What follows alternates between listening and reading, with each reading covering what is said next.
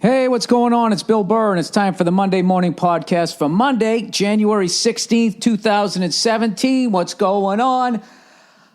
How are you? How are you, everybody? And happy Martin Luther King Day to everybody. You know, happy Martin Luther King Day. You know, for those of you that means something to you, for those of you who just, it's another day off. It's just like when it's Georgie or Abby's birthday in February. Do we get those days off? Huh? The two whiteys there? The two whiteys in February. I believe it's in February, right? During Black History Month. You still got to shoehorn George Washington Day and Lincoln's birthday in there, correct? Then you got another whitey in... You got another whitey in March. Was St. Patrick, huh? You pasty-faced fucking son of a bitch, you. Right? Then in April, who do you got? Here comes Peter Cottontail, hopping down the bunny trail, right? With his old little white bunny ass, right? Then what do you got? You got in May, who's that? Is that Abe Vigoda Day? I don't know. I run out somewhere around there. Those are weird. The dog days of the year. It's like fucking, Flag Day. Then I always get Memorial Day and Labor Day. Memorial Day is May, right? Memorial Day is in May. We recognize all the veterans, that fought for your freedom so you can sit around and eat fucking dip and shit, right? Changing all your fucking VCR tapes over to fucking DVDs and then to a little fucking stick, whatever the fuck it is you do that day, right? And you got July 4th, so everybody can go around and fucking, trade stories about their uncle that blew his fucking fingers off because he never got married. He was trying to impress his nephews and nieces, right? You're so cool, Uncle Jimmy. Right? See? You see that right there, son? You see that right there? That's why I told you, your Uncle Jimmy ain't no fucking good, all right? So I don't want to quit your crying. All right? I don't want to hear it no more. We ain't going over Uncle Jimmy's, okay? He's over there with loose fucking women, and he's playing with them firecrackers. All right, so that's July 4th. Then August is kind of like a month that's up for grabs. No Jewish holidays, no, hey, remember Jesus did this for you? What do you say to them, Muslims? What do you got? You got something that month? How about you, Buddhists? Buddhists don't give a shit, right? They're like, hey, man, like every day is for everybody. And it's just like, as long as we're sitting around and feeling the breeze. That's what I'm trying to be, I'm trying to be that person. Today was going to be my 10th day in a row to meditate, but I didn't. I woke up late and I had to take my lady over to the doctor's, and I just got up late, I had this fucking weird-ass dream, too. I had this weird dream where I went out my back porch and I was watching these helicopters flying in formation and dive bombing my neighborhood. I was like, what the fuck are they doing that for? And then one of them lost control, and I had this weird view from my house that I've never had before, and it was just basically the cockpit, and the engine, that part, and the skids. No main rotor, no tail rotor, nothing else. And for some reason, it wasn't tipping over and falling to the ground like a fucking trash can. Or most likely inverting. It just went straight, and it sort of landed, and I ran down there. I was in my underwear, because you're always in your underwear in your dreams, right? You never have your pants on. It's so fucking weird. With mine, there's always that level of humiliation, no matter what's going on. I can't find my pants, right? Anyway, so the fucking thing lands, so I run up, and then I'm thinking, like, wait a minute, do I want to see the carnage that is in there? And then all these people showed up with like cell phone cameras and stuff, and I was standing there in my underwear, and I ran home. That. There you go. There's your dream to interpret for the week, all right? Because I'm not going to therapy anymore because I spent enough fucking money, with somebody daydreaming with the goddamn notebook, right? And none of them ever looked like that broad on The Sopranos, let's be honest, right? So I woke up late, all right? So I need to fucking relax, quiet my mind, make it more of a still pond. Whenever a rock falls into the pond, what happens? The waters ripple, yes. The waters ripple.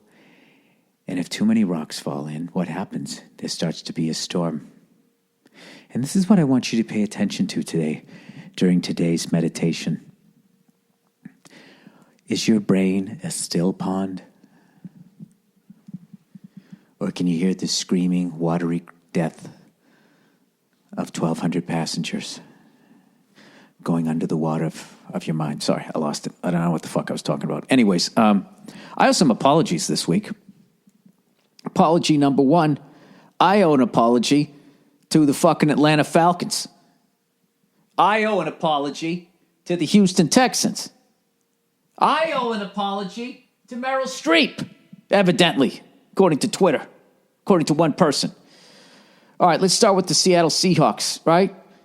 You know, I thought those were going to be the dirty, filthy, stinking, disease-carrying birds that were going to win that game. I said last week, and I kind of quote, you know who got off easy this weekend? The New England Patriots and the Seattle Seahawks. Because the Cowboys and the Packers are going to beat the fuck out of each other. And the Steelers and the fucking Chiefs are going to beat the shit out of each other, right? And then all we got to do is play the winner. Assuming that these two teams were just going to waltz to the AFC and NFC championship game as if that is a given. Well, let's start with the Atlanta Falcons. I picked the wrong Dirty Birds. Very impressive win. And I know Seattle fans are going to be like, we had some major injuries, which they did coming into the game, and then they lost another guy. I understand that, okay? I totally understand that, Seattle fans. You're 100% right. Christ, I can hear you crying from here. Your stadium is so loud. Oh, my God, are those Seattle? See, they're so fucking loud. I'm so sick of ESPN fucking, like, just ignoring that entire fact. They just don't. Do you know what it is? You know what it is? They have the ability to separate themselves from the truth. That's what I really respect from ESPN, is they can just separate themselves from the truth and just go for the fucking money. They don't give a shit about what's right, or none of them give a fuck. They're just saying shit to say shit so idiots like me get upset and yell at their fucking TV and keep watching. And then what do? They get some more haberdashery, right? They get a bigger fucking, whatever the fuck it is they're after over there, a new tie tack. I don't know. I don't know what motivates people that want to sit around in suits talking about sports. Why do they wear suits, by the way? Can anybody explain that to me? Why are they all sitting there like they're on Meet the Press when they're talking? I don't fucking understand it, you know? And it's contagious. Standing in a fucking suit, talking about sports is so fucking contagious. Ben Roethlisberger, Big Ben, I ain't wearing no fucking helmet when I ride a motorcycle, showed up, dressed, dare I say, dressed to the fucking night. He looked like $1 million from the fucking neck down. His suit was fucking sharp. He had a pocket square, the tie, the shirt, the whole fucking thing. He was killing it. Okay? OJ would have got off a second time if he wore that fucking suit he had on Sunday. However, from the neck up, you just look at him going like, this guy crushes a 12-pack while eating all right of French fries. I know he does. Okay? Why? You know what he looked like? He looked like a guy, he looked like a convicted drunk driver trying to get his license back. Now, you promised me you're not going to do this again. Yes, Your Honor. Absolutely. I've seen the error of my ways. You know, still all puffy.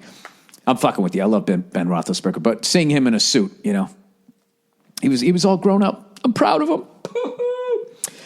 So my apologies to the Atlanta Falcons, and I'm not going to know anybody's fucking names.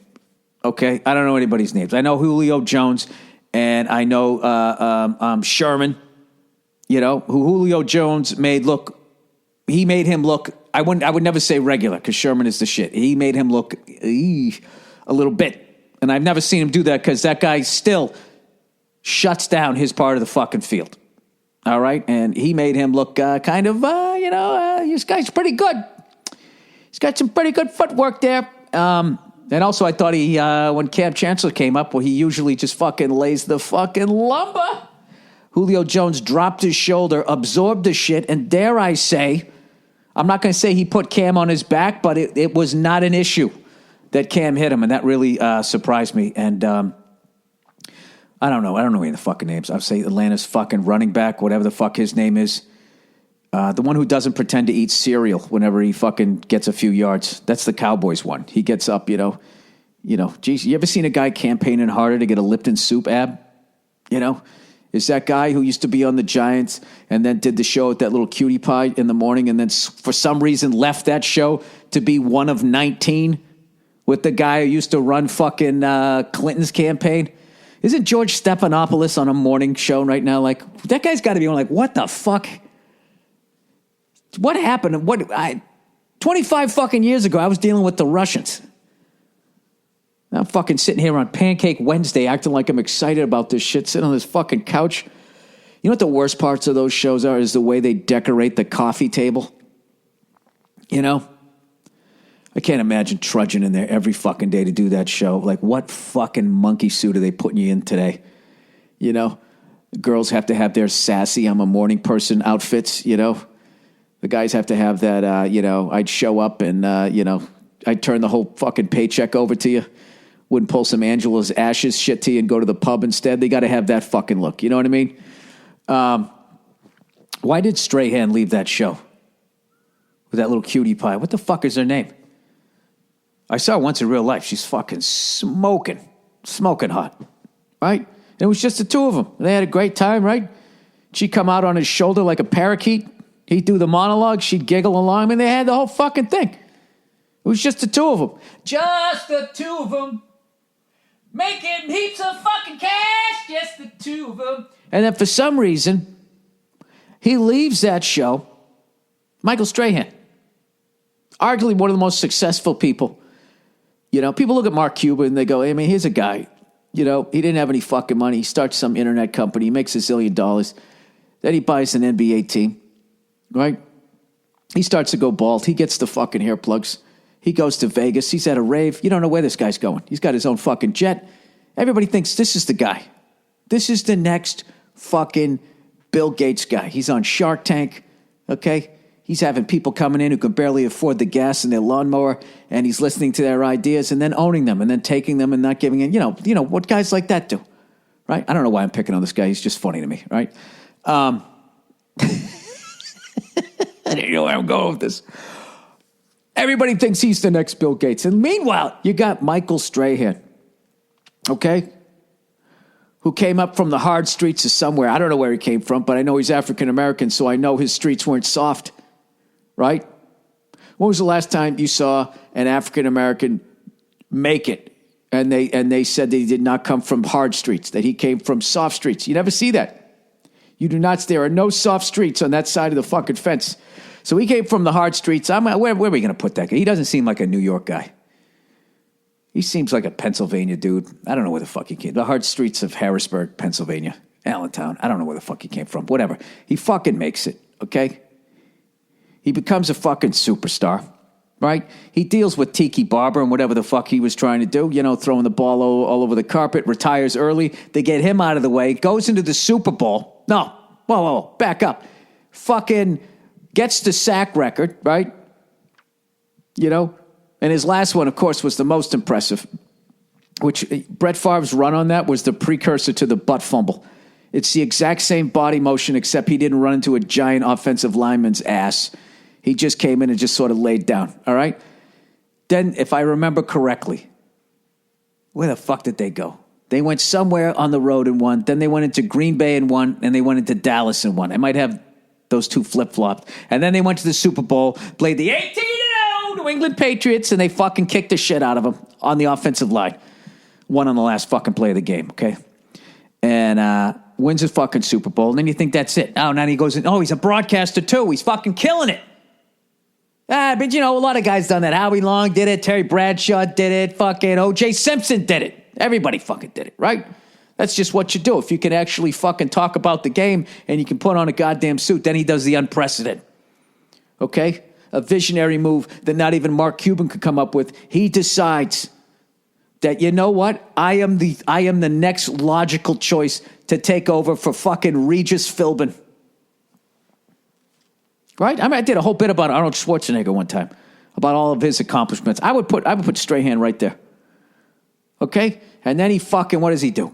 He gets, everything's going great. For whatever fucking reason, he decides to join the Partridge Family on some other fucking morning show. It's going to be the same shit. Standing around watching somebody cook something, right? Talking about how some fucking person just had their 105th birthday. Why would you want to be over there with all of those fucking asshats? You know, all of those different personalities. You know someone's going to be a cunt, right? You could have just stayed at your other show. Have you ever heard somebody waste more time talking about something that nobody gives a fuck about in your life? I don't know what the hell that was. That was 10 minutes on Michael Strahan. All right, probably like 6, but it felt like 50.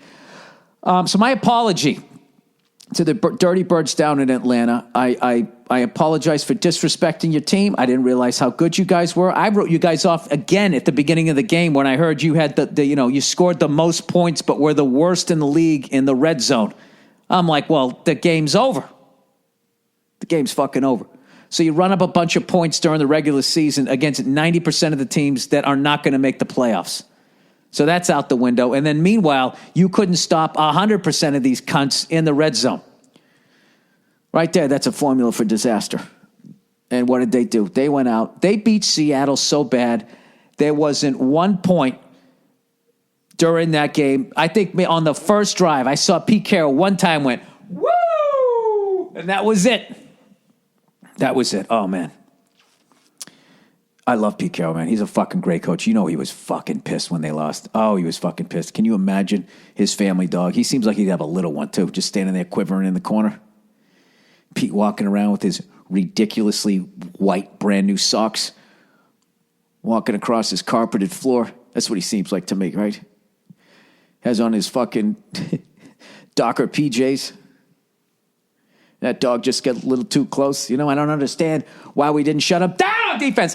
And fucking thing goes flying into the fireplace. Anyways, he's probably a cat person. Who knows? And my apology to the Texans. The Houston Texans, who, without J.J. fucking Hawatts and a rookie quarterback, hung with the New England Patriots for 3.5 fucking quarters. Yeah, I was not impressed with us. I don't think any Patriot fan was. We'll see. We'll see. I hope that's not. I'm just hoping our offensive line had a bad game. Everybody just had a bad fucking game. And if you're going to have a bad game, you might as well do it against a team that's missing their best offensive player and has a brand new guy at quarterback. So maybe we got away with one. I have no fucking idea. All I know is we're playing Pittsburgh next week, and I have no fucking confidence in that, despite the fact Pittsburgh, I don't know what they did. Like, they kicked 6 field goals, which is essentially, I don't know. If you just win on field goals, you might as well have somebody out there on like those figure skates, dressed up like Yogi Bear or some shit. It was like some Ice Capade shits. But they did it.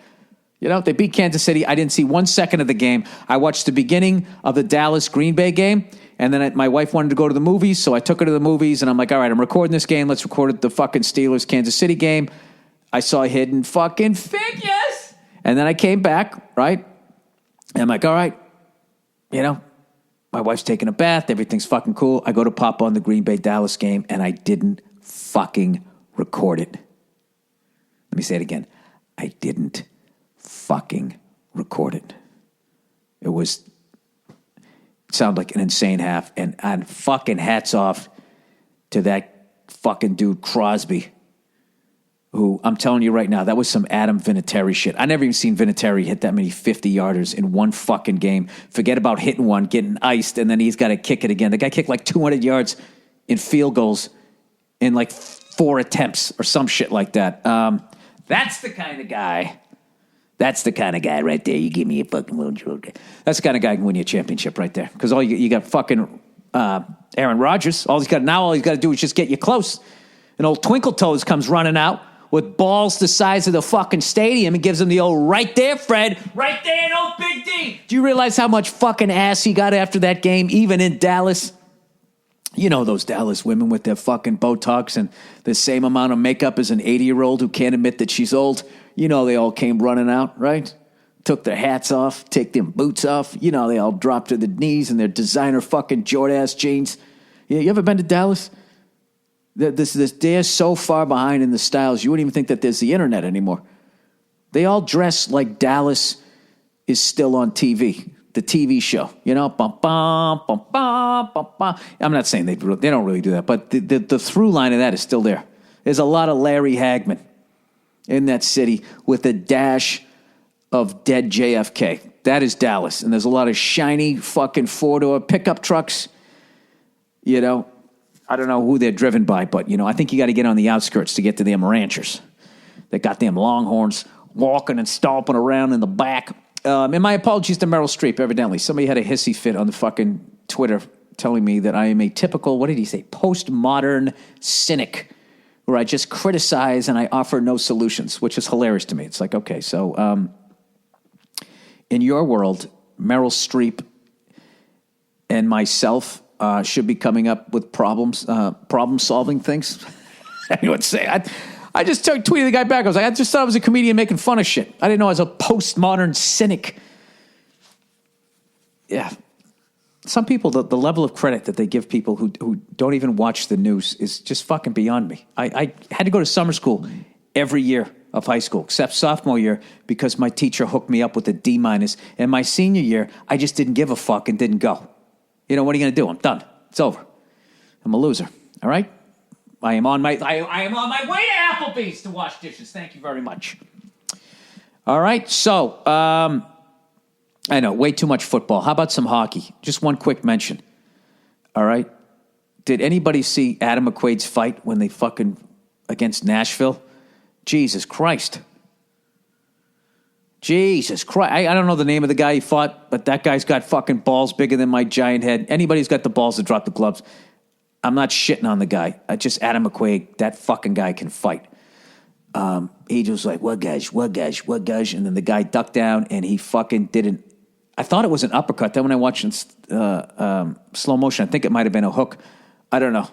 It just reminded me in a very, very junior way of when Clark Gillies fucking broke that guy's face.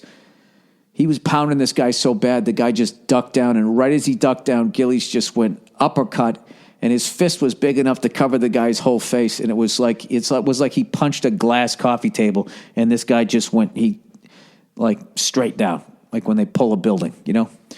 And the first time I noticed that guy could fight was he beat the fuck out of Ralphie Torres when he was playing with Phoenix Coyotes. I'll have links to those fights, but that's our, I guess he is our enforcer now. And what's great is he's a fucking unbelievable defenseman too. So that's it. Celtics, what are we doing? We're doing what we always do. We beat the pretenders and we can't beat the contenders. That's our deal. And enough sports. All right, let me, should I read a little bit of advertising for you? Huh? But evidently, I guess I have to apologize to Meryl Streep, you know, because I guess I preach also on my podcast, which is the same as hijacking an award show, right? Did Meryl Streep once say, hey, I'm a fucking moron, what do I know? I don't think she did.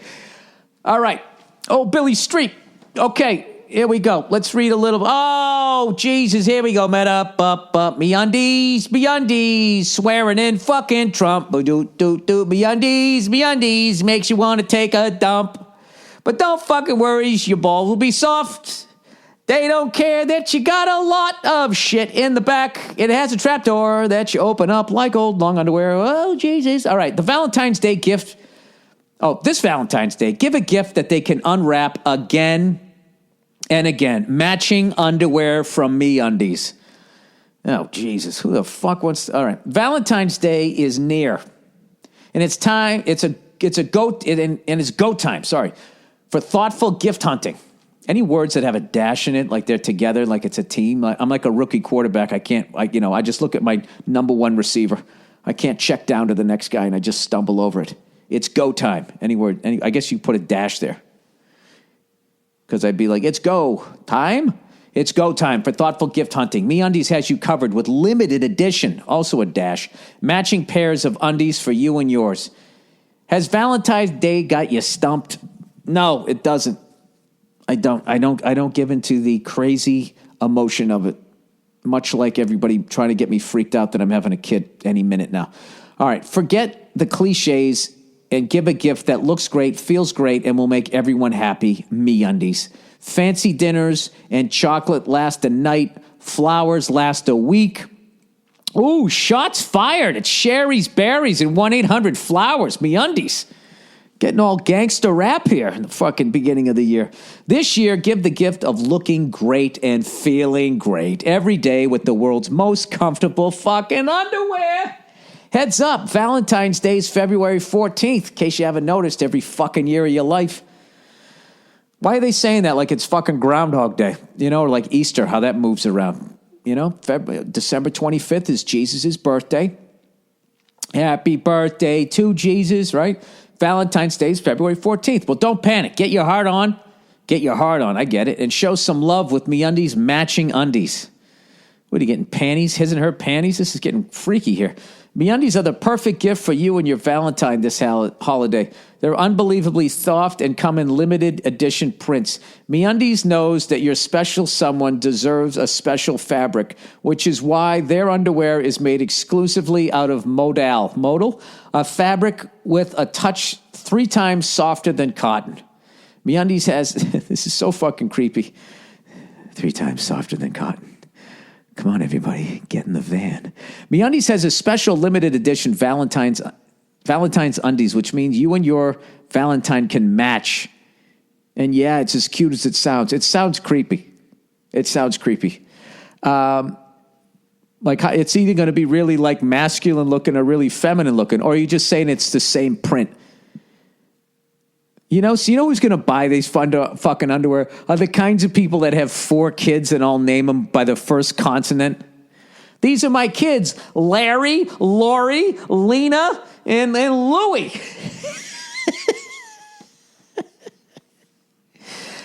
Why do people do that? And if for some reason you and MeUndies aren't a perfect match, they give you your money back and let you keep the first pair. There's no refund on a bad fancy dinner. Dude, you're in your fucking house. Larry, and you got 4 kids. What? No, Larry! Not Lenny, Larry. Lena, was I calling you? Stop yelling at me, Dad.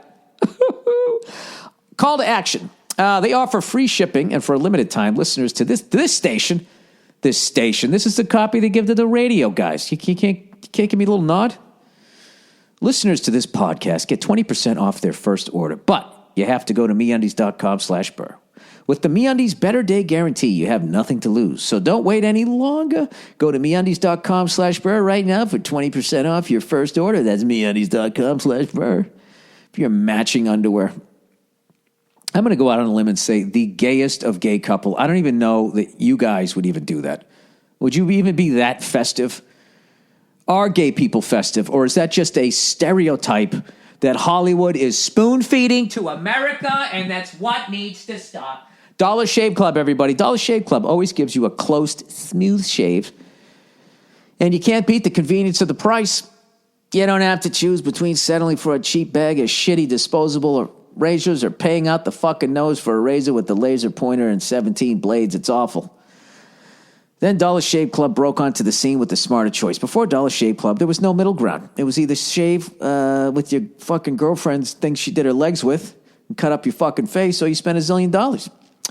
Now you get those free ones at the gym, which felt like shaving with a piece of glass there. Or pay a fortune for the latest. Okay, I'm just skipping around the copy. Dollar Shave Club is the best of both worlds. You get the premium shave quality at the disposable shave price, right? It's like buying a Cadillac for $5. If you haven't tried Dollar Shave Club yet, you're missing out. It's an amazing shave at an affordable price. If you haven't figured that out yet with the 20 paragraphs of fucking copy, there's no smarter choice on the market. Right now, they're giving away a 1-month trial of any of their razors for only $1 with free shipping. And after that, it's just a few bucks a month. See that? Like a drug dealer. They give you a little taste of the crack, then you're hooked, then you're stealing VCRs. There's no long-term commitments, no hidden fees, and you can cancel whenever you want. Get your $1 trial at dollarshaveclub.com/Burr. That's dollarshaveclub.com/Burr. All right, there's 2 more reads, and I'm seeing double, so I'm going to take a fucking break here. All right? Okay. What do I want to talk about here? Oh, I was watching speaking of Cadillacs. Oh, yeah. Elvis Presley. I was watching the Mecum Autos. Wait, I'm trying to open these fucking blinds. Jesus Christ. Come on, for fuck's sakes. How hard does this have to be? There you go. Shed a little light on the subject. I was watching one of those Mecum automobile auctions. And I got to tell you, I'm fucking over the muscle cars. I love muscle cars like any other red-blooded American, you know? Any red-blooded fucking American. I like those fucking cars, but every fucking it's the same thing. We got some Mopar power coming up. Of course you do. Oh, really? Does it have a Hemi? Is that a Shelby? It's the same. And what it basically is that it's the same fucking, like 20 muscle cars. What are you going to have? What are you going to have? You know what you're going to have. You're going to have a Shelby Mustang. You're going to have the tri-powered fucking Corvette, right? You're going to have you're going to have a GTO. You're going to have a fucking, all that Mopar fucking Hemi shit that I never got into. I was never a Chrysler Dodge guy, Plymouth guy. I like the Barracuda. All right, they're going to have a fucking Challenger. They're going to have a Charger. They're going to have a Super B. They're going to have the fucking, whatever that Z28 was that they only made fucking 10 of them. They're going to have one of those. It's the same fucking cars over and over again. And meanwhile, here's my question. Where the fuck are all the trucks? Do you know? Where the fuck are all the trucks? Occasionally, a truck will come across. Trucks are cool as shit. And where's all those great old man gangster cars? You know? Like my favorite one of all time, the 1967 Cadillac Eldorado. That fucking car, it just go fuck yourself. I love that fucking car. That's the kind of car, you know what I mean, that you drive when you're either post-divorce or you were smart enough never to get married. Okay, and you're successful, and you're just fucking driving around, and you got a stable of bitches, and you know they don't give a fuck about you. You don't give a fuck about them. Yeah, they're pay girlfriends. That's the fucking car you have. You know, and this is the thing. And rather than secretly being lonely and empty inside, you're actually fulfilled because you own that car. You are the closest thing to the most interesting man in the world. You know, that's stay thirsty, my friends. You ever seen a woman in his life? You see women in his fucking life. You know what I mean? You never see him at a fucking dance recital with his fucking Rugrats. Anyways, I fucking love that car. The most gangster fucking car. And then I also like the 65, Jesus Christ, with the clamshell fucking open the headlights there. Buick Riviera. Okay? And at some point, that might be my next car. When I drive the Jag into the ground. By the way, I sold my Prius today. I had that fucker for 9 years, man. Poo-hoo. It was great. I never did that before. I never sold it to just a person. I always traded them in. And this time I actually sold it to a person. Got the title, did the whole thing. Felt like Richard Rawlings, you know? What does he say when he finishes? Wow, get yourself some of that, right? Except it was a Prius, and I didn't build it. Other than that, I was just like him. Speaking of which, the debut of Gas Monkey Garage is tonight, and rumor has it that the bearded wonder, Aaron, is leaving the fucking show, which is, you know, that's like Eddie Van Halen leaving Van Halen or David Lee Roth leaving. I mean, I am, you know, there's a lot of, I'm interested to see what they do with this one. How you gonna make up for that guy? Jesus Christ. But I'll be tuning in. Because that's of all the shows out there, that's the best one out there. And there's so many shows that rip that fucking show off and try to capture that formula. That's the best one out there. And I love the shit that they build. Speaking of trucks, last season, they were saying, you know what, we're all truck guys. And I'm yelling at the TV. Well, then fucking make some more trucks. I remember they made that one for Casey. They can count it on one hand. They made the one for Casey. They made that... They made this Chevy, especially if you get those ones that had the two-tone taint. Jesus Christ, two-tone paint. I don't even if I can finish this idea. Two-tone taint. You know what that is? That's your taint is your normal flesh color, and somebody tries to kick you in the balls from behind and they miss, and you get a black and blue mark on part of your taint. Then what you have is a two-tone taint. All right, two-tone paint. They did last year. What did they do? They did a 1948 or 49 Chevrolet, and they just went all out with the fucking thing. And it was absolutely fucking, it was just amazing. It's amazing what they do in that show. And I wish I had their skills. Who knows, maybe someday I'll fucking have the time to find a fucking 67 Cadillac Eldorado, drag that fucker out of somebody's backyard and have somebody like that build the thing for me. I'm one of those guys, too. I would drive it. I saw one on, I hate people get those fucking cars and they don't drive them. I got one for you if you want to look this up right now. All right? Look up 1965 Cadillac Eldorado, $45,000. This fucking guy, he's got the best looking one I think I've ever seen.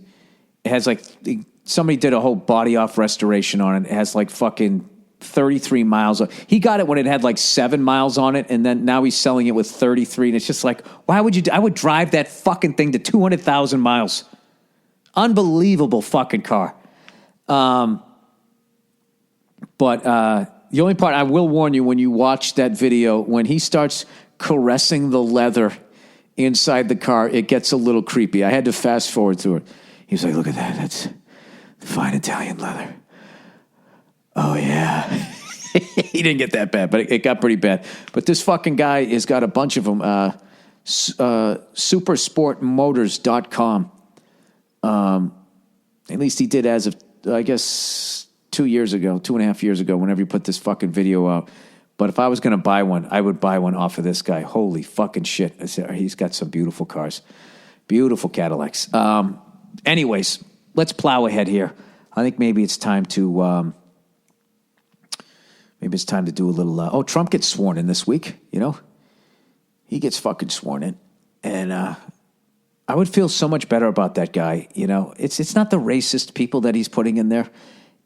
As unsettling as that is, I mean, everybody's fucking racist. You know, well, that's not true. There's different degrees of it, but everybody has it. Even people who are victims of it, they have it. You look at another group of people, everybody's done that. You look at a group of people, you think something like, oh, it's like this, and then you go over there, oh, it's actually like that. Wow, why did I think that? And it all was in your fucking head, you know? I got to do a bit about this. I was driving down the street the other day, right?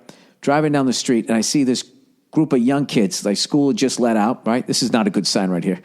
I'm driving by a school right when the school got out, and I'm caressing my leather. No, I'm driving down the street, and these kids are all outside, like, it's right around the corner from where I'm playing drums. Here's my alibi. I swear to God, I was playing drums around the corner. And it's one of those stores that sells, like, all the fucking snacks and shit that you eat afterwards, and you get all fucking wired. So I'm driving by there, and usually I get fucking annoyed because the kids are fucking walking across the street. They're not looking both ways and all that shit. And then it takes me forever to make a fucking left or right-hand turn.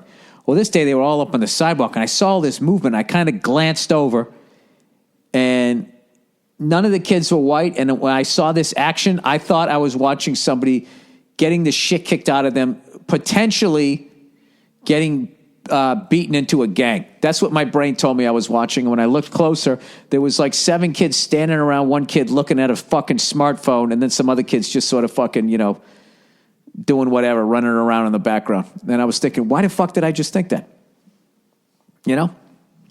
So before you fucking call all these assholes, all these racist assholes, you got to get that shit out of your head. I was thinking, why the fuck did I think that? Part of that is from the shit that I see on TV. Right? I think your brain just goes, it once it gets stuff down, like how to make cereal, it just gets it down. Like, okay, just grab this fucking, put this in here, and there you go, fucking cereal. It connects from one vision to this, and it's like a mode of like survival, which works, but in that instant, that didn't work, did it? I went from that to a couple of fucking Ice Cube videos or whatever gangster rap videos are in my head, shit that I saw in the news, right? I can't say there was fear. There was no fear. I was just driving down the street, and I looked, and that's what I thought, But I kind of do that all the time. I read a kid's book to my unborn daughter last night, right? It's supposed to make him smarter, right? And I was reading this kid's book, and halfway through the book, I realized I had no fucking idea what it was about. So maybe I'm just a moron. I have no idea. But seeing what a flawed fucking person I am, I can't judge I can only judge people so fucking harshly, right? Honestly. I mean, I can trash a fucking Meryl Streep. I can go off on a Donald Trump. But at the end of the day, I'm a fucking lunatic, right? I read a kid's book, and I couldn't figure out what it was about. It was about this fucking caterpillar, all right? And they were like, on day 1, it ate an apple. On day 2, it ate 2 pears. On day 3, it ate fucking 3 plums, right? So right there, I'm like, all right, this is like reverse Christmas Story, rather than going like, 7 swans are swimming, 6 geese are laying. It fucking starts with the fucking tree. The partridge in the pear tree. Now it's moving up. And it seems to me like it's about eating healthy and food and counting. And then it gets up to like 12 or something. And the thing just completely abandons its fruit diet. And instead it had a fucking couple slices of pizza, and ice cream and all this shit. And then it had a big stomach ache. So then I was like, all right, this is about childhood obesity. And I actually lied in that. It never dawned on me that it was about counting. And I finished the book. The thing turned into a butterfly. And I said, the end. And I looked at the end. I said, I have no idea what that fucking book was about. She laughed. She goes, it's about counting. I go, it's not about not eating junk food, because it ate all that fruit and everything was fine. And then it ate all that other shit. And then it got sick. And she was like crying, laughing at me. I don't know what that has to do with Trump, but I really wish that idiot would get off of fucking Twitter. He's a fucking mess. He said about China, it's time to take the gloves off.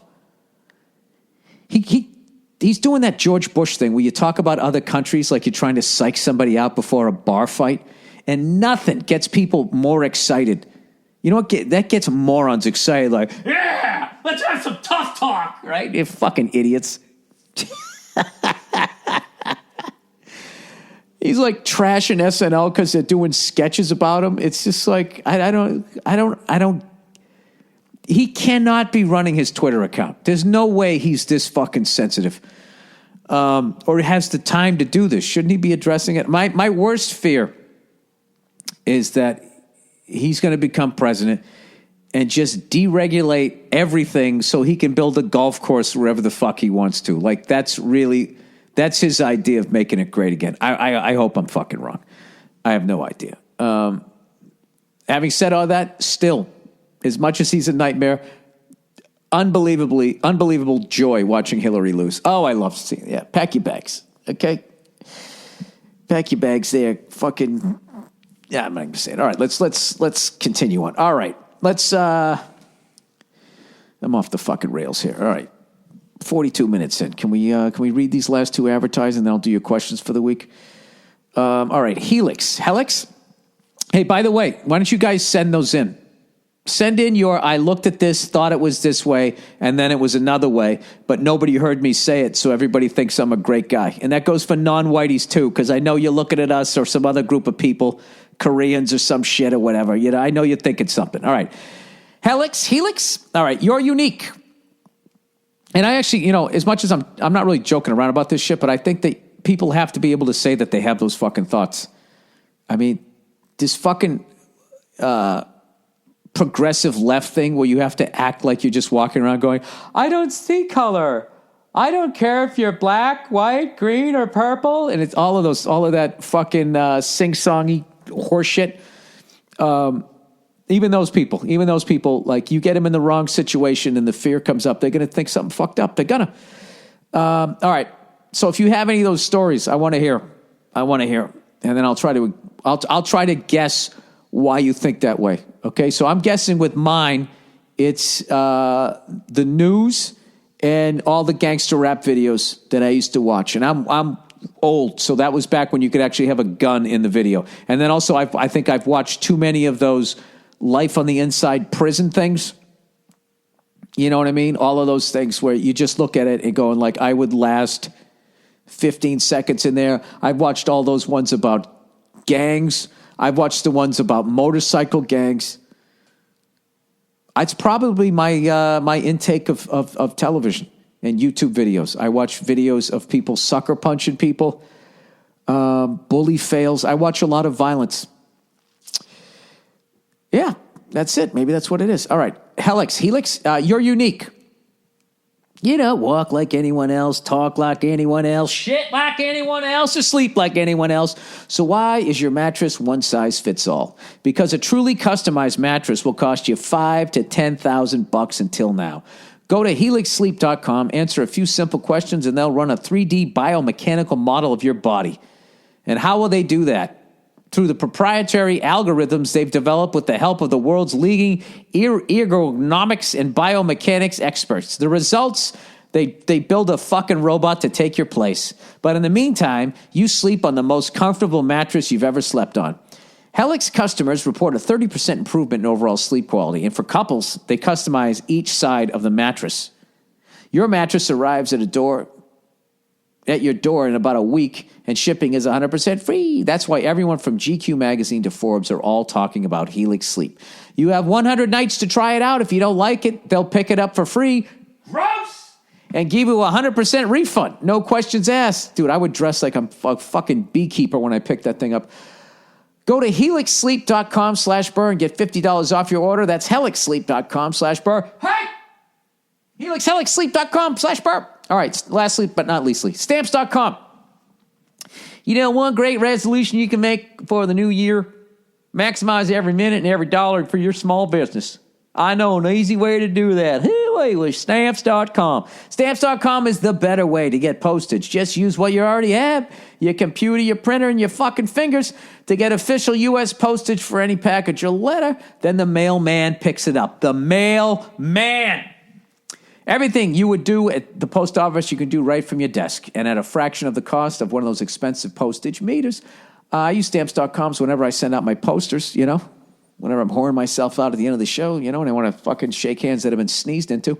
Right now, sign up for stamps.com and use my promo code Burr for this special offer. 4-week trial plus a $110 bonus offer that includes including postage and digital scale. Go to stamps.com before you do anything else. Click on the microphone at the top of the homepage and type in Burr. That's stamps.com. Enter Burr. All right, that is it. All right, let's read some of the questions here for the week, and then I can get the fuck out of here. All right, team relocating.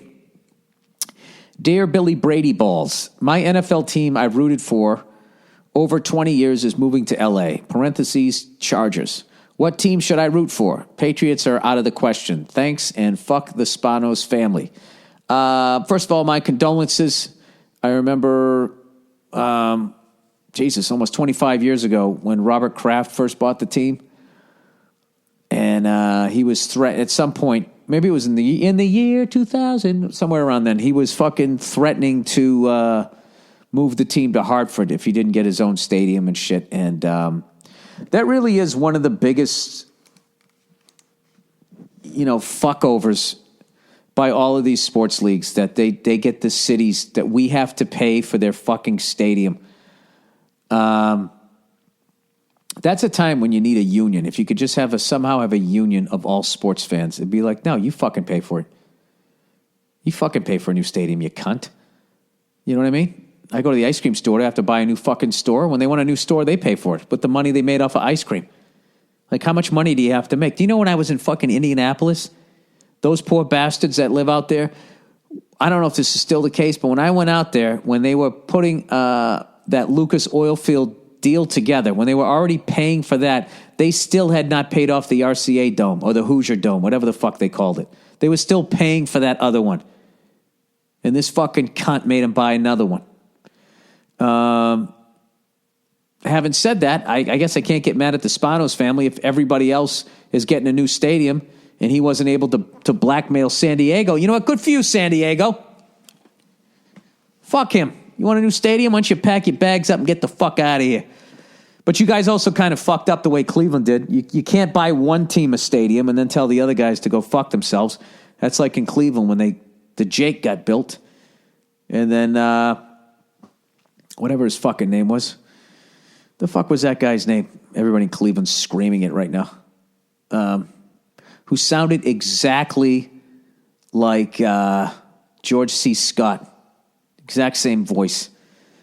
Yeah, he wanted a stadium. They were like, yeah, fuck you. You can stay in that absolute fucking shithole.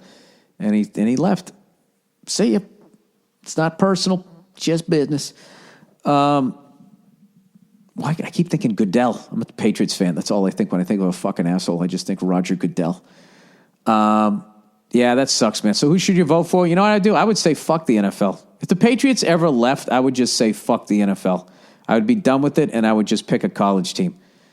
College football is the shit.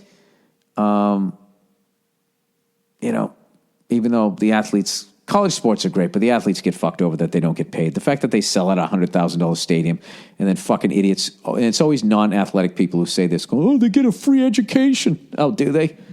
Like they have time to fucking go to class? You're majoring in football. There's too much money at stake. And all the nerds that don't like the jocks at the college level, it's like if it wasn't for that football program, you would be going to science class in a fucking tent. 100,000 people are not going to show up to watch you look through a microscope. Don't ever forget that, all right? So why don't you fucking put on your lab coat and go figure out how to make a better football cleat? Oh, Jesus, Bill. There was no reason to go that hard, was there? Can't we have respect for all of the arts? Meryl Streep doesn't. She doesn't respect mixed martial arts. Hey, Meryl, why don't you tell us what the arts are? Jesus Christ, just because there's not a symphony behind it. You never watch NFL film? That's art. The music they put behind it. Wham it, wham it, wham it, wham it, wham it.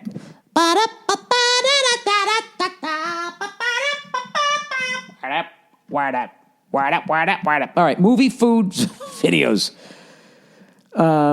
Hey there, Billy Egg Whites. Saw this guy's videos on YouTube. He makes food from different famous movies. And, that's pretty cool. In this one, he makes the Big Kahuna Burger from Pulp Fiction, which is pretty basic, but in others, he does some cool shit from Chef, one of my favorite movies of the last few years, and Acha, the cartoon. I highly recommend checking a few of them out. He makes a couple of sandwiches that would give your grill top some great use. Dude, that's awesome. Thank you. Look at that. No question, just great information. I guess I never tell you guys you can also do that. That's fucking cool as hell. I will definitely check that out. I have been cooking up a fucking storm. Because we can't really go anywhere. Every once in a while, I take Nia out to the movies. Which this past week, I saw Moonlight and I saw Hidden Figures. And I really like both. For different Hidden Figures, big Hollywood movie. Totally did the job. It was great. And then I saw Moonlight, which was also great. And my favorite part of that fucking movie, no, I'm not ruining it, no spoiler alert, unless you're into cars. What was annoying was there's this one part where they're showing the main character and they're not showing his fucking car, but you can tell it's a nice car. I wanted to see the car, and then they finally showed it. That was, I believe it was an 83 to 87 Oldsmobile Cutlass. And those were those great two-doors that they had in the fucking 80s. There was, the Oldsmobile Cutlass, the fucking Chevy Monte Carlo, and the Buick Regal. Those fucking cars are the shit. And I know a lot of those Southern guys redo them and they put the big tires on them. I don't like the big tires on them. But that's another one. That's sort of the poor man's fucking Eldorado. But I love those. And some of the funniest, guys I knew when I was growing up had those fucking cars. Just anybody who had a car like that was a good shit, as they say in Massachusetts. And / a little bit shady, probably dealing a little bit of weed, maybe had a fight last night. Those are all those guys, they go into a bar, and within 10 minutes, they're eyeballing somebody, and then they got to take their chain off because they're going to get into a fight. Remember that in the 80s? Dude, take your fucking chain off. We're dogging tonight. I think the chain's coming back. I think it's making a comeback. Anyways, really enjoyed both of those movies. Moonlight, I really it had classic, just independent movie where it was like, it didn't fucking lead you around by the nose. Like, and here's the next one, and here's the next point, and here's the next plot point. Really good movie. All right. Putin, Russian hacking. All right, this guy's writing about Russian hacking, and look, is how we start. This guy started his email to me with look. He's already wagging his finger at me. Jesus Christ, dude, relax. He says, look, international politics between two countries with enough nukes to destroy the earth 10 times over is no laughing matter. Oh, am I not supposed to joke about it? How come you aren't all over this, orange clown? All right, I don't understand what this... You want jokes about it? Sure, Clinton was no prize. But you're willing to give Putin an out-and-out gangster a pass? Well, I don't remember him running for president of the United States. What are you talking about? What kind of world is going to be there for your new child? Oh, shut the fuck up. Yeah, I fucking hate when people, what kind of world is going to be there for your kid? The same world that was there when I was a kid, progressively getting worse. Like, what is your fucking solution? There's no solution to this shit. You got 7 billion people all running in fucking 200 million different directions. It's a shit show, all right? The second we weren't one tribe, it was over. It's over. Second there was two tribes, it was fucking over. Whenever we started out, right? Let's just say that I don't subscribe that there was an Adam and an Eve. I think there was a pond and there was a bunch of us that came out of something. According to Neil deGrasse Tyson, it was the fucking trees. Other people say it was the fucking ocean. Whatever the fuck it was, there was a bunch of it. You can't have a man and a woman banging and then their kids fucking without having major problems. All right? Well, maybe that's why cavemen look like they did. I have no idea. But whenever we all weren't sort of cohabitating together. But you know what happened is then as we came along, there was no language. It was just, and all that shit. Of course, there was going to be fucking arguments, everybody grunting and groaning. You know? I have no idea. Like, we were fucked. This thing was fucked from day one, okay? And I've gone down the rabbit hole of trying to fucking give a shit and trying to, you know, I don't know, get people to listen to my opinion, which probably has 0.1% of 1% of the information that I need to actually make an even remotely informed opinion. You know what I mean? Look at all those guys on TV who do it for a fucking living. From Bill Maher to Bill O'Reilly. Okay? Even those guys, as much as they pay attention, are severely handicapped by the fact that they cannot look at top secret documents to kind of, you know, connect the dots. All you can do is watch the fucking news, read newspapers, and try to figure out which one seems to be sort of making sense with what the fuck you're thinking. That's the best you can do, sir. So I don't know what you want from me, but I'll continue reading this. This isn't like telling jokes to a few millennials in a strip mall. It's not funny that Trump and his swamp full of white racist rich men are robbing us blind. I agree with that. But you realize that Hillary Clinton in 2008, after the banks went under, went and gave them a speech and said, "Don't worry, I got you guys." Aren't those the same rich, racist white people? You know, isn't that the same upper 1%, you know, that you're talking about here?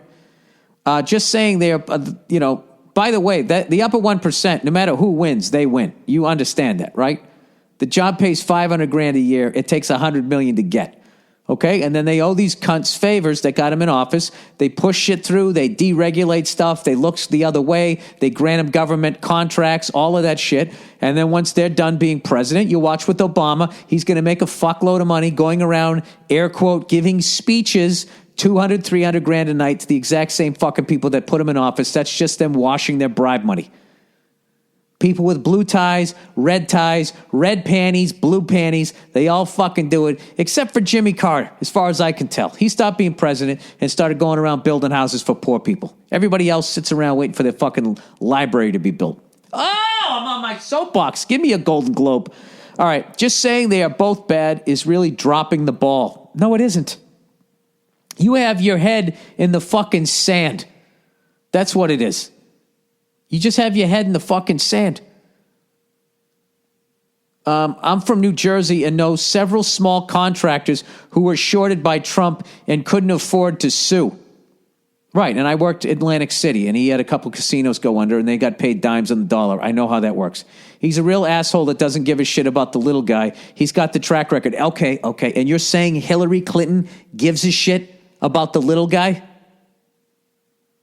Hillary Clinton, who only swings by the little guy whenever she needs votes and spends the rest of the time on fucking Martha's Vineyard in her $1 zillion fucking house that she can somehow afford when her husband has only made fucking, at the most, $500,000 a year. She got paid as a senator. What does that make? $175,000 a year?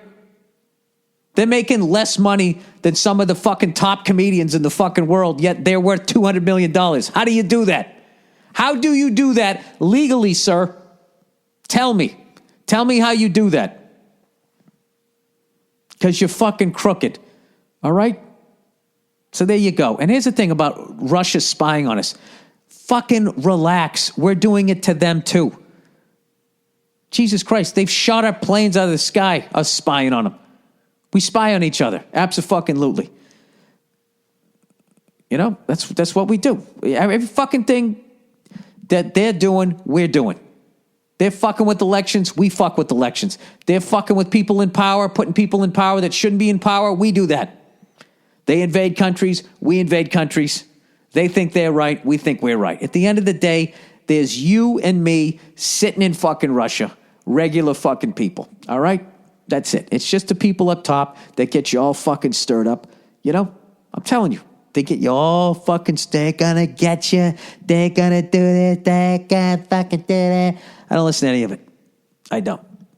I just sit and I drink scotch and I drink myself into a stupor and I stare at the wall, you know, and I try to figure out why I looked at 3 non-white kids looking at an iPhone and thought that someone was getting beaten into a gang. When I solve that first, then I'm going to move on to trying to solve the world problems. When I solve the problems in the fucking globe that is my giant fucking head, I'll move on to that. And you, sir, if you're really looking for somebody to solve the world problems, you should probably look beyond a comedian doing a podcast where he says cunt every other word and also says how uninformed he is. Okay? So, you know, there you go. Agree to disagree. But, you know, if you want Meryl Streep and fucking old fucking Billy Freckled Hands to solve the world's problems, I think you're in trouble. Anybody can give the lip service and be like, I think that's absolutely deplorable. I didn't vote for the fucking guy. Stop wagging your finger at me. All right? All right. Plants in the house. Hey there, Billy Ficus. I want to know how you feel about having plants in the house. Growing up, we always had plants and cacti in our house. I think they bring a lot of life and color to a room, and it's fun to water and take care of them. I know some people who would never have any plants saying that they bring dirt and bugs in the house. I tell them that it's because they don't take care and maintain them. You could say the same thing about a dog, saying they shit and bring fleas into the house. But obviously, that's due to neglecting and taking care of the dog. So, do you have any plants in your home? Do you have any in your home now? Oh, do you like having plants in your home? Do you have any plants in your home now? P.S. is a total NFL bandwagon fan. I'm calling Green Bay to win it all. All right. No, I don't like plants in the house. I had a plant in my house one time, a long time ago, when I was a complete loner, and my apartment looked like I was in the witness protection program. I was seeing this woman, and she got me a plant. And immediately I was just like, whoa, hey, this relationship is moving too fast. And what she was trying to do was to get me to open up. And I remember she got me this plant, and then I had to fucking water it. And I kind of liked it. But then I'd go on the road, and I would come back, and it would be near death. Just like, you know, hanging down, you know, staring at its fucking toes. And then I would nurse it back to fucking health. And I ended up having anxiety. And then one day it finally died, and I felt this just ridiculous failure. And it was a metaphor for the whole fact you're on the road so much, you can't sustain relationships. You can't even keep a plant alive. How are you going to keep a relationship or a kid alive? It was a horrible fucking experience. So I don't mind having them in my house if they're like growing like basil or fucking rosemary or some shit. Some I can eat. You know, I'm selfish when it comes to plants. Like, we got a bunch of plants around the house. I don't give a fuck about them. I'm like, Nia, why don't we dig these up and put in some fucking avocado trees, some oranges, you know? Something that we can eat / throw at zombies someday. What do you say? Plus, having trees that grow fruit in your yard is a great way to figure out who's your friend and who isn't your friend. Especially during the apocalypse, when people come over your fence and try to steal your food, they'll go to the food like moths to a light, and then you can be on your roof and you can pick them off with your fucking, with whatever fucking weapon you have, right? I'd go with the bow and arrow. It's nice and quiet. Right to the neck. That was the water. I mean, the blood gushing out of their fucking... What the fuck? Whatever you call it. The fucking artery there. All right. Plants in the house. I already read that one. Here's the last one. Hey, Billy Bitch Tits. Jesus. I'm a lady, and I listen to your podcast religiously. I'm 29 years old, and I've had roommates since I moved out of my parents' house when I was 18. I have a history of anxiety and depression, and I found that in addition to taking medicine, living with people really keeps me in check. In 2 weeks, I'm going to be moving into my own apartment and living by myself with my dog. Oh, that's fucking awesome. That's the best. I loved living alone. If I had a dog, too, that would have been tremendous. Of course, it would have died like the fucking plant. Right now, I live with 2 guys. The 3 of us are super close, but we've lived together for 3 years, and it's time for us to move out of the frat house and into our own places. I'm nervous about living by myself because I'm scared that I'm going to isolate myself and fall back into a cycle of depression again. I live in Indy, so the weather is shit right now, which doesn't help. In the spring and summer, I play intramural sports, football and volleyball. I'm very much a guy's girl, and I don't have very many girlfriends. I don't ever have a ladies' night. I'd rather sit at a bar with a beer and watch football or college basketball. I hate dating. I am straight, though. Do gay people hate dating? I don't know. I would love to get your advice for a lady like me moving in her own apartment for the very first time. What would you suggest I do to stay social and not sit at home alone watching the Indiana Hoosiers and downing Coors Light? P.S. Tell Nee I said hi and best of luck to you and Nee on your new baby. Thanks and go fuck yourself. Oh boy, you're asking a fucking loner. I loved when I finally didn't have to have roommates and I lived alone. I fucking loved it. I loved it. I talked to myself. I talked to the TV. I had a great fucking time. And I guess I had a level of depression there that I wasn't really aware of. Well, don't you get enough sort of interaction in the springtime? You play intramural sports, football and volleyball. Okay, so it's the winter time. I don't know. You want to go sledding? I'm trying to think what the fuck you can do. Is there an adult league snowball fight thing you can get involved in? There's got to be something that you could do. Well, if you're into sports, why don't you just join a fantasy league with some of your friends? But I think what you are is, I think you're a sweetheart and you're a relationship person. You're just afraid to do it. So that's why you like having roommates. You don't like being alone. I'm totally guessing here, by the way. I don't fucking know you. But I think it's time to give dating a try. You know? I would do that. Maybe you're afraid of doing that. I think this seems like you need to face a fear. And look at this living alone as an opportunity thing, and that this is the next logical step to finding the person you want to be with in life, if that's what you're looking for. So I would embrace living alone and how fucking awesome that is. And decorate your apartment. Don't do what I did, you know. Have some color in there and all that type of shit, something upbeat. And I would become social. I would have people over to your place. I don't know if you cook. There's a zillion things you can do. You just have to make the effort. I don't know why you don't have many girlfriends, but it sounds like you do have some girlfriends, so you only need a couple of friends. I would open up to your friends rather than some psycho on a podcast. Not saying this was a bad move, but it's a nice step. I would open up to them. Just say, listen, I'm prone to depression, so I'm worried that when I live alone that I'm going to become depressed. You know, if you'd like to swing by and watch a game with me, blah, blah, blah, blah, blah, I would do that. I would be open and honest and maybe go talk to somebody about your depression so you don't go down that fucking rabbit hole. But it's great that you know that you're depressed and that you need to do something about it so that you're way ahead of the game as opposed to where I was, where I didn't know I was depressed. And I fucking, I don't know. I made a lot of stupid fucking moves for a long time. All right, that's the podcast for this week. Thank you so much for listening. And I'll post that video of that Cadillac Eldorado. It's fucking beautiful. All right, go fuck yourselves, and I'll talk to you on Thursday.